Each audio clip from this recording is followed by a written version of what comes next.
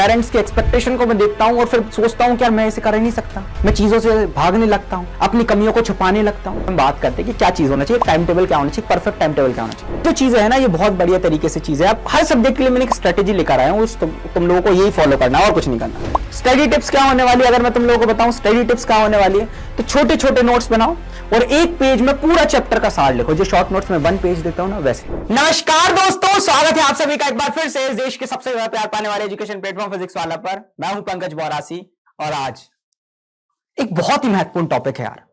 मतलब मुझे पता है कि तुम लोग अपने आप को कमजोर समझते हो, अपने आप को इंफीरियर समझते हो, अपने आप को छोटा दिखाने का प्रयास करते हो। ये सच बात है ना। तुम लोग सोचते हो ना कि यार मुझे तो कई सारे लोग ऐसा समझ बैठते कि इससे कुछ नहीं हो पाएगा। मैं अपने आप को भी कभी कभी ऐसे ट्रीट करने लगता हूं, मेरे पेरेंट्स के एक्सपेक्टेशन को मैं देखता हूं और फिर सोचता हूं कि यार मैं ऐसे कर ही नहीं सकता, मैं चीजों से भागने लगता हूं, अपनी कमियों को छुपाने लगता हूं। तो आज उन्हीं बच्चों से मैं बात करने आया हूं। बहुत ज्यादा इंपॉर्टेंट था, बहुत ज्यादा ये टॉपिक था जिसको मैं सोच रहा था कि तुम लोगों से इस तरीके से बात करूं, अपने आप को जो कमजोर समझते हैं उन लोगों के लिए। पहली बात तो तू कमजोर है नहीं, है ना। ये टाइटल जो है ना, कमजोर छात्रों के लिए एक आसान और असरदार स्टडी प्लान नहीं। तू कमजोर नहीं है बेटा, बस यही है कि तू थोड़ा सा लेट हुआ है।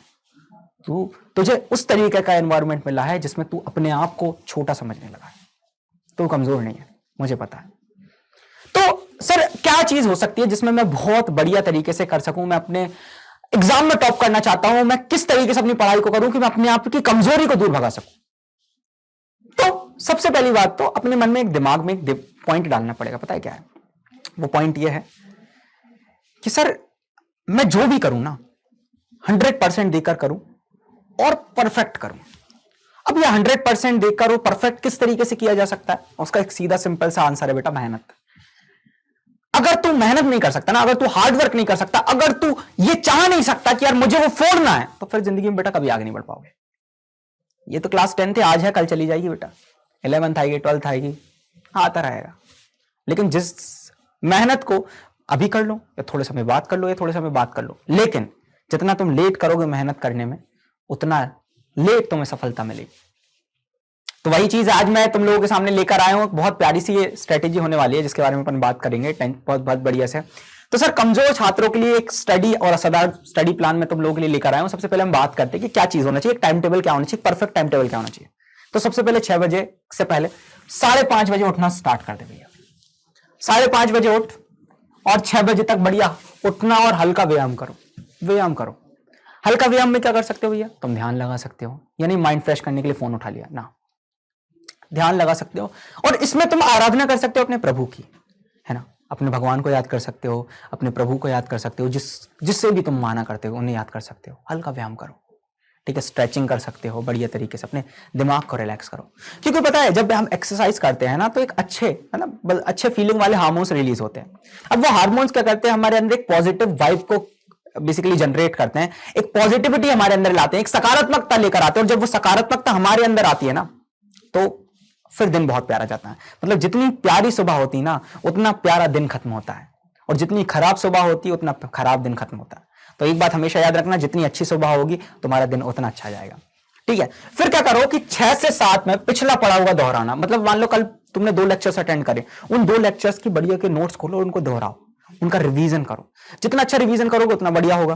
फिर उसके बाद कर लें कि 7 से 8 स्कूल की तैयारी करो भैया। स्कूल जाओ मस्त तरीके से। स्कूल जाने के बाद ट्राई करो कि भाई जो स्कूल में अगर पढ़ाई नहीं हो रही तो अपने नोट्स को रिवाइज करते रहो। इस तरीके से मतलब स्कूल जाने की तैयारी तुम लोगों को करनी है ना। स्कूल जाने की तैयारी, स्कूल में कोई होमवर्क दिया तो वो खत्म कर सकते हो, ठीक है। स्कूल में जाकर वो चीज को करो, स्कूल में जाकर वो चीज को करो। क्या करो, मान लो तुम्हारे लेक्चर्स हुए या कोचिंग है हमारी, जो स्कूल मतलब हमारे जो रिकॉर्डेड लेक्चर्स देखते हो, इसलिए मैंने बोला कि स्कूल में है या फिर तुम स्कूल नहीं गए तो हमारे जो रिकॉर्डेड लेक्चर्स हैं, है ना, जो हमारे क्या है बेटा, रिकॉर्डेड लेक्चर्स हैं, उन रिकॉर्डेड लेक्चर को तुम लोग किस तरीके से कवर करने वाले हो वो बहुत ज्यादा जरूरी है। तो वो तुम लोग यहां पर देख सकते हो बढ़िया तरीके से।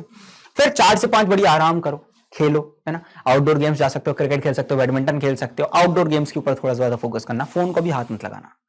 फिर उसके बाद कठिन विषय जैसे मैथ्स और साइंस 5 से 7 लेकर बैठ जाओ। मन की करी ना मैंने 1 घंटे अपने आप को दिया ना, अपने आप को एक रिवॉर्ड दिया ना कि भाई मैंने 1 घंटे बस पढ़ाई करी, मतलब 1 घंटे में मैंने मस्त क्रिकेट खेला, अब मुझे 2 घंटे पढ़ना है। क्या पढ़ना है, मैथ्स पढ़ना है या साइंस पढ़ना है, जो तुम्हें कठिन लगता है। ज्यादातर मैथ्स वगैरह तुम लोग सोच लेते हो कठिन लगता है, लग जाओ। उसके बाद आसान विषय जैसे एसएसटी, इंग्लिश, हिंदी अगर तुम्हें लगते हो आसान, तो इन्हें तुम लोग बहुत बढ़िया तरीके से कवर करने का प्रयास करो। और अंत में रात का खाना करके छोटे नोट्स दोहराना, शॉर्ट नोट्स। शॉर्ट नोट्स क्या होते हैं? शॉर्ट नोट्स वो होते हैं कि जो तुम लोगों को स्कूल में या फिर तुम्हारे क्लास में, मतलब कोचिंग्स में तुम लोगों को पढ़ाया गया। कोचिंग्स मतलब जो हमारे पीडब्ल्यू परिवार के साथ तुम लोग पढ़ते हो, तो वो नोट्स को तुम लोगों को दोहराना है, जो जो चीजें तुम लोग करवाई। उसके बाद अगले दिन की तैयारी करो भैया, अगले दिन क्या क्या करने वाले उन सब चीजों की तैयारी करो, और फिर आखिरी में जाकर सो जाना, है ना। तो 9:30 से 10 इसको अब थोड़ा इंटेंस करना, है ना। मतलब 10 से अगर मैं बात करूं 6 तक का सोना, 10 से लेकर 6 तक का सोना, मतलब लगभग 8 घंटे। धीरे धीरे समय को कम कर सकते हो। एग्जाम जैसे पास आए, क्वेश्चंस लगा सकते हो।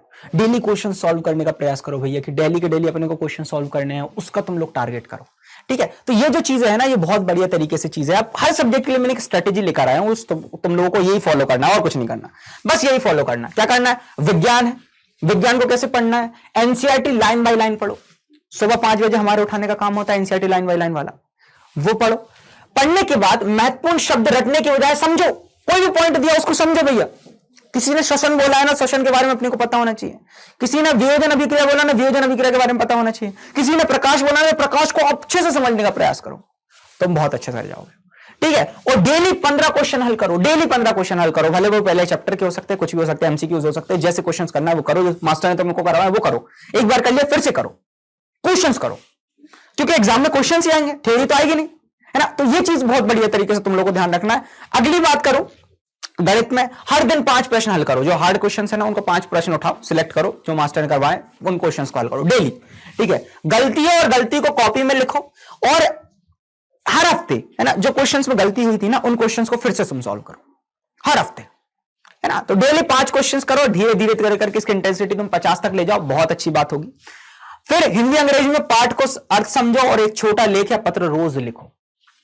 जो स्टोरी भैया हिंदी और इंग्लिश में दी गई है ना, उसको भैया उस पार्ट को लिखो और बढ़िया तरीके से उसको रोज समझो, धोत करो, बहुत बढ़िया कर जाओगे, मुझे पता है। और अभ्यास, हर रविवार टेस्ट डे रखो भैया, 3 चैप्टर, है ना, 3 चैप्टर का टेस्ट रखो बढ़िया तरीके से, अलग अलग सब्जेक्ट्स का रख सकते हो। अपना टेस्ट करो, कहां दिक्कत आ रही, छोटी छोटी गलती को मार्क करो, उन गलतियों को अपनी एक नोटबुक में अलग से लिखो, मेरी गलतियां, एक नोटबुक बनाई लो जिसका नाम क्या होगा, मेरी गलतियां।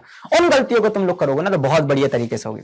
स्टडी टिप्स क्या होने वाली है, अगर मैं तुम लोगों को बताऊं स्टडी टिप्स क्या होने वाली है, तो छोटे छोटे नोट्स बनाओ और एक पेज में पूरा चैप्टर का सार लिखो, जो शॉर्ट नोट्स में 1 पेज देता हूं ना वैसे।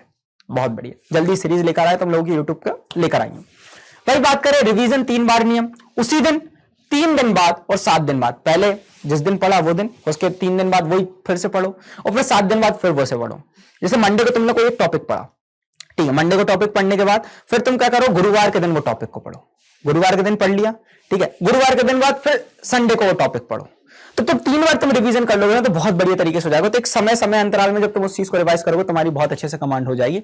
हर रविवार पिछले हफ्ते का रिवीजन करो, है ना, और ऐसा ट्राई करा करो कि 30-30 मिनट पढ़ाई कर हर 5 मिनट का ब्रेक ले सकते हो। 30-30 मिनट पढ़ाई करो, हर 5 मिनट का ब्रेक ले सकते हो। और जब स्कूल खत्म हो जाएगा ना बेटा, बैकलॉग वगैरह सब खत्म हो जाएगा, फिर हमारा आएगा रिवीजन का टाइम। दिन भर हमारा रहेगा, पुस्तक हमारी रहेगी, सारी चीजों को हम इतने बढ़िया तरीके से कवर कर पाएंगे कि तुम लोग मचा दोगे।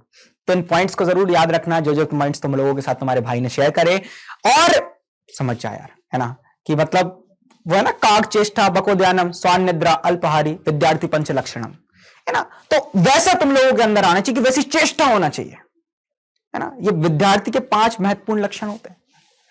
तो सोच लो, है ना, करत करत अभ्यास थे जलमती होते सुजान, रसरी आवत जाते सिल पर पड़त निशान। कि कुएं के किनारे तुम लोग जाते हो ना, और रस्सी जब वो सिल मतलब पत्थर से जब वो टकराती है, तो उसके ऊपर भी निशान छोड़ देती है बेटा। पानी जहां से बहता है वहां पर पत्थरों में कटा हुआ जाता है। तो तुम खुद सोच लो यार, कि तुम तो फोड़ सकते हो, है ना। मुझे पता है तुम लोग फोड़ सकते हो, और अपने आप को कमजोर छोड़ना समझना बंद कर दो। Thank you so much, love you all. तुम लोग बहुत ज्यादा प्यारे हो मेरे लिए, thank you so much, bye bye.